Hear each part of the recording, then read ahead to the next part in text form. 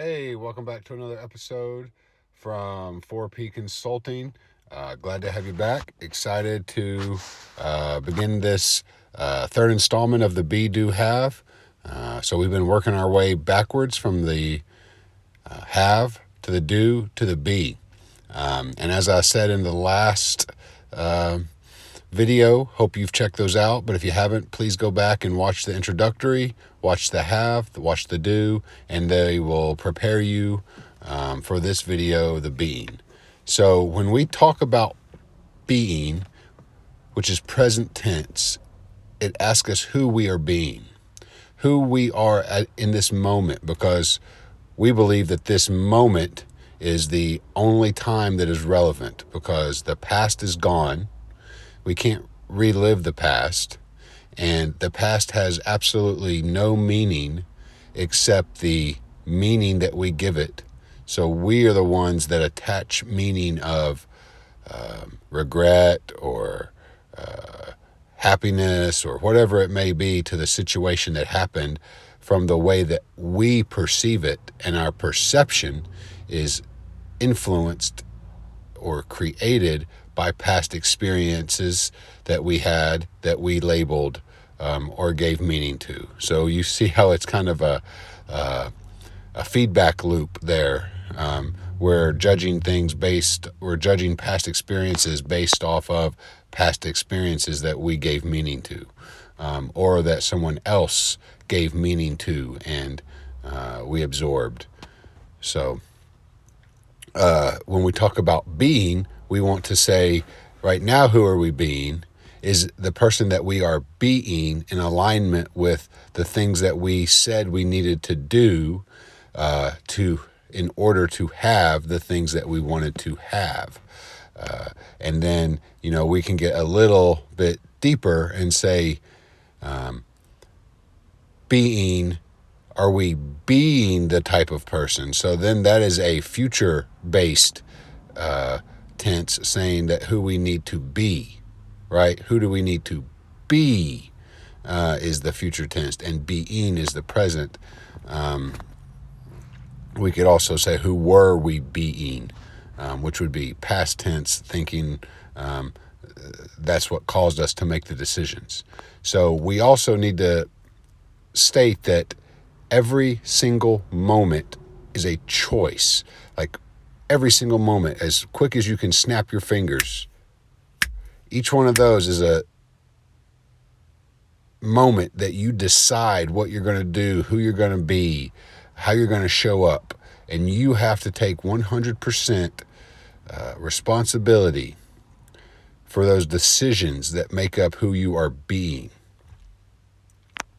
Now, a lot of the things that we do, though, as we go in life, which the example that's thrown around so often is driving, how we can be operating a vehicle, 1,000 pounds, 3,000 pound vehicle, traveling 60, 70, 80 miles per hour, oftentimes with our lives and or other people, passengers' lives in the balance, barreling down the road towards other people with possibly their family in the vehicles, and we actually go on autopilot and oftentimes get to a destination forgetting how we actually made the entirety of that commute.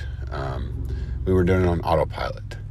So that's a example that is used of the subconscious mind, sort of, we are cognitive of, and we have this cognitive ability to do things without being 100% focused. Maybe we're thinking about something else. Now, the interesting thing is that if we are not focused on driving in that moment, not being a driver, right? We are focused either on something in the past that we can't change or the future that hasn't happened yet.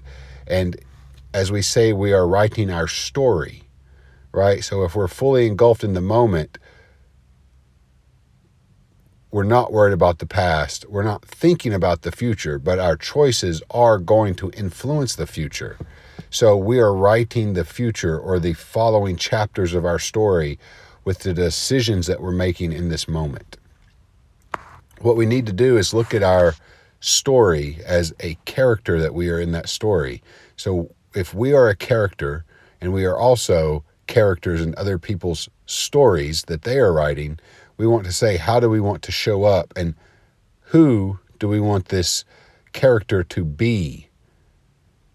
And so in our example, we've said we wanted to have $1 million. And we, by tearing away some of the layers, we decided that that was because we wanted to have a sense of safety that $1 million represented. And so then we said, well, what do we need to do to have that?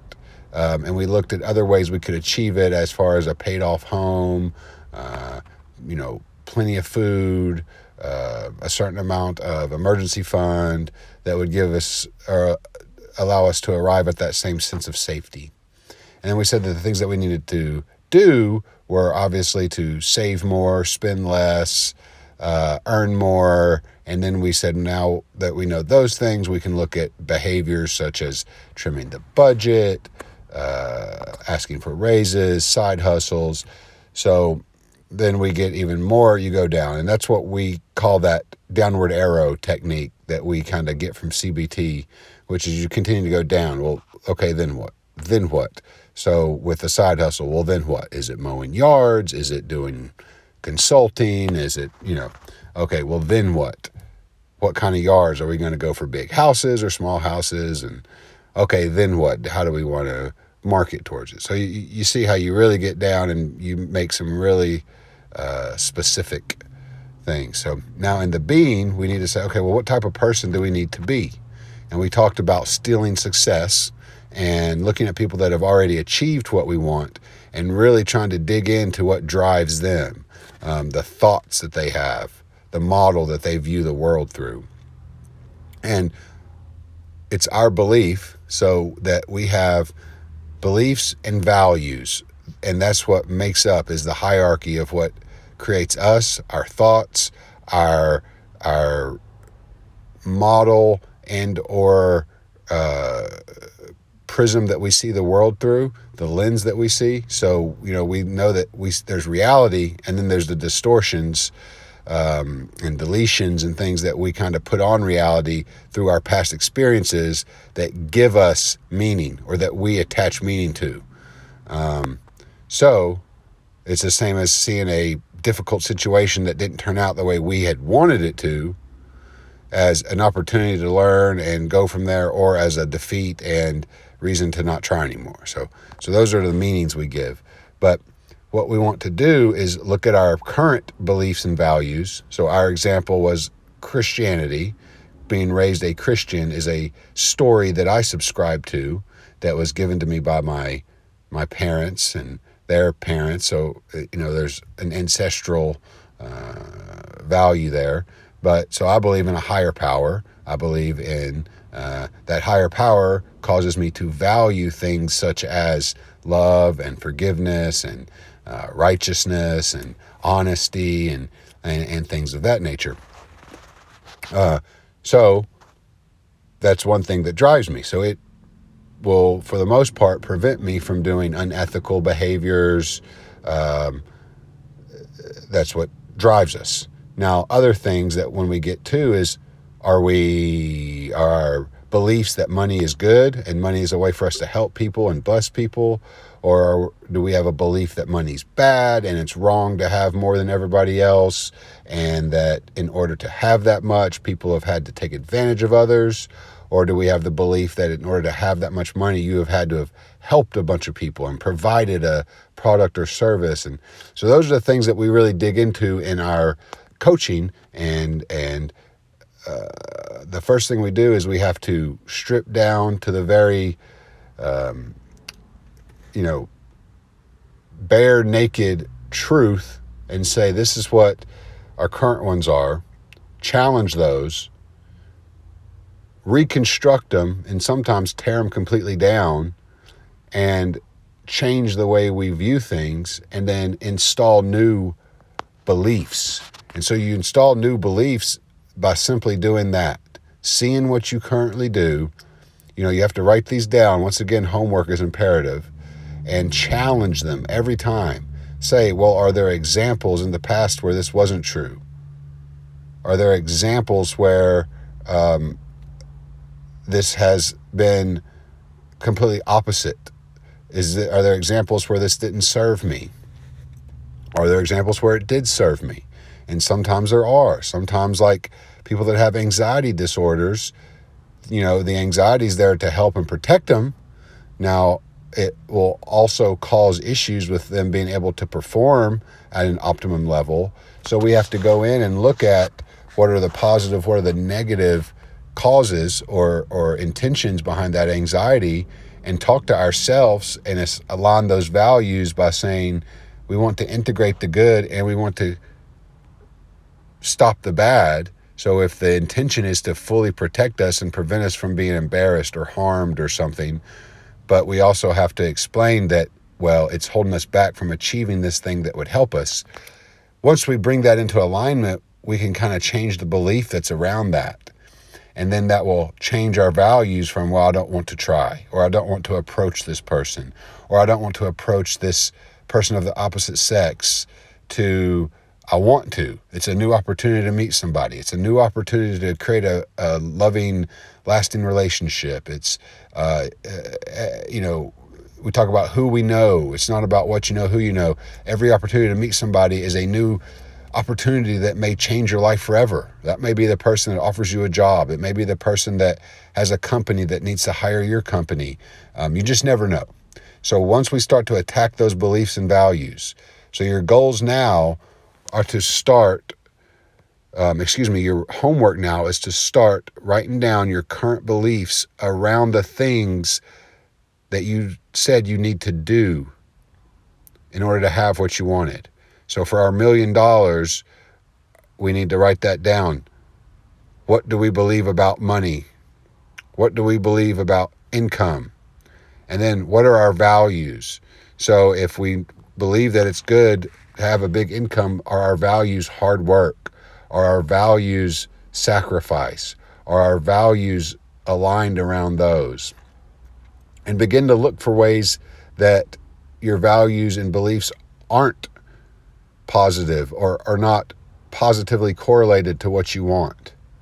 And now this can get a little tricky, and this is where I suggest, even if you just want to set up a call conversation with us, it's a 30-minute to an hour consultation.